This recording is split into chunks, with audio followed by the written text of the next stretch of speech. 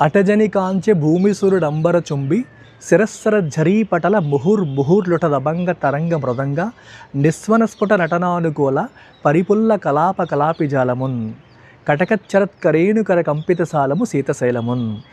అల్లసాని పెద్దన మనుచరిత్రలో రాసిన అద్భుతమైన పద్యం ఇది. సో దీని అర్థం ఏంటంటే, ప్రవరుడు అనే బ్రాహ్మణుడు, ఇక్కడ గమనించండి, అటజని కాంచే అంటే అక్కడికి వెళ్ళి చూశాడు. ఏం చూశాడు? సీతశైలమున్, హిమాలయాన్ని చూశాడు. అది ఎటువంటి హిమాలయం, ఎవరు చూశారు? భూమిసురుడు. భూమిసురుడు అంటే బ్రాహ్మణుడు, ఈ ప్రవరుడు.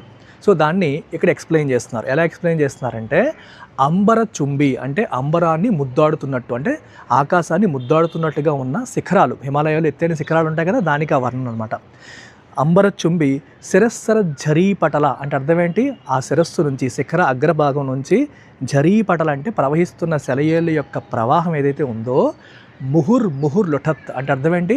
పదే పదే రాళ్ళని తాకుతూ. మరి రాళ్ళని తాకినప్పుడు ఏమొస్తుంది? ధ్వని తరంగాలు వస్తాయి. ఆ తర్వాత చూడండి, అభంగ తరంగ మృదంగ అంటే అర్థం ఏంటి?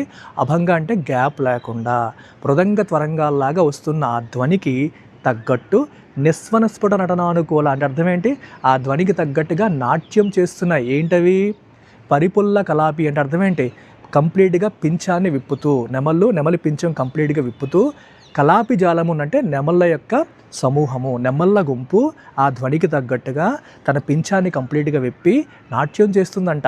ఇది కాక కటకచ్చరత్ అంటే అర్థం ఏంటి? ఆ కొండల్లో తిరుగుతున్న కరేణుకర కంపిత, కరేణుకర అంటే అర్థం ఏంటో ఏనుగు యొక్క తొండం, దాని నుంచి వచ్చే గీంకారానికి కంపిత సాలం, అక్కడున్న చెట్లన్నీ కూడా కదలాడుతున్నాయి, కంపితం అవుతున్నాయి అని చెప్పేసి ఫైనల్గా దీన్ని కంక్లూడ్ చేశారు. ఇంత అద్భుతంగా హిమాలయాల్ని అల్లసాని పెద్దన గారు వర్ణించారు ఈ పద్యంలో.